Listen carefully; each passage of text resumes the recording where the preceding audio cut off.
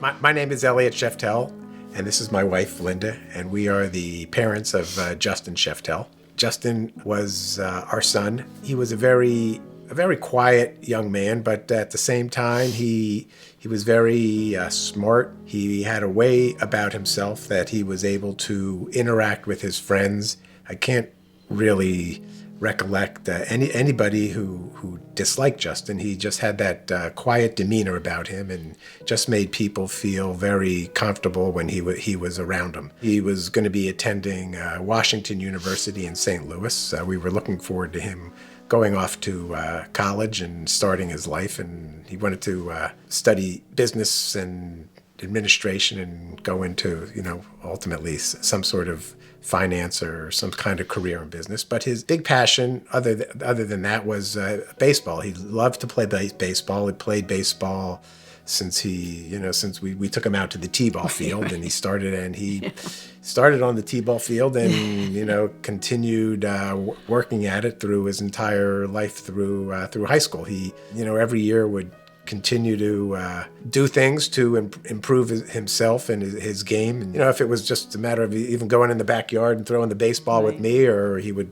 go to a baseball camp or a hitting camp or whatever he could do to improve his skills as a baseball player. But that was his passion. Justin, had graduated from high school. Obviously it's a big step as a parent. He was our eldest child, and it was a big event for us. So we were looking forward to him going off to school. And like many of his friends, they went to Ocean City, Maryland, to celebrate his big achievement of graduating high school. And they went to senior week, and as a bunch of people, not only in this area but throughout Pennsylvania, New Jersey. So it was a pretty big rite of passage for a lot of people to go down there. So he was going along with a bunch of his friends. Mm-hmm. Yeah.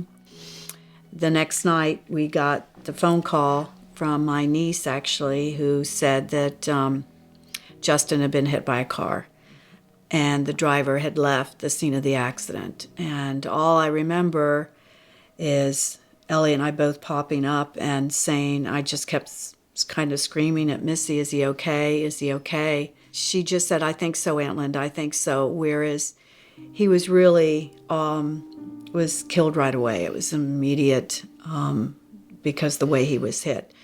Literally within, I think, 5 minutes, it was like our whole family that lives here in Allentown was in the house, pulling us up, trying to talk to us. We didn't know what to do. Just all happened, very fast. And as Linda mentioned, it was, who knows what to do. It's any parent's worst nightmare to get a call like that. We were very fortunate that a lot of family and friend reached out and came over and made phone calls. Stood here with us and made phone calls, talked to police. We had a wonderful support. And then we had to go in and wake our daughter up and tell Sasha that, her brother had died. And that was really hard to do.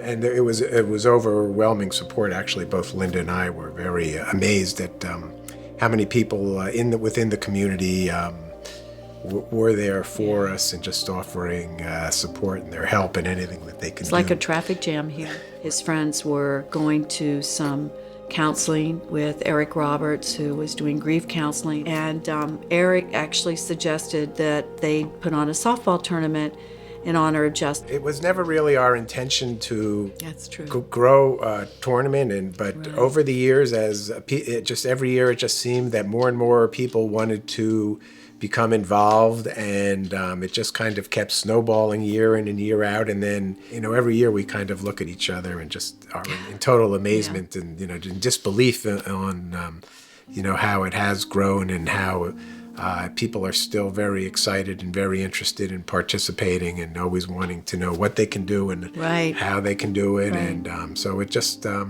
we're very excited that we've been able to have this impact, being able to reach out and help in so many different ways. Right.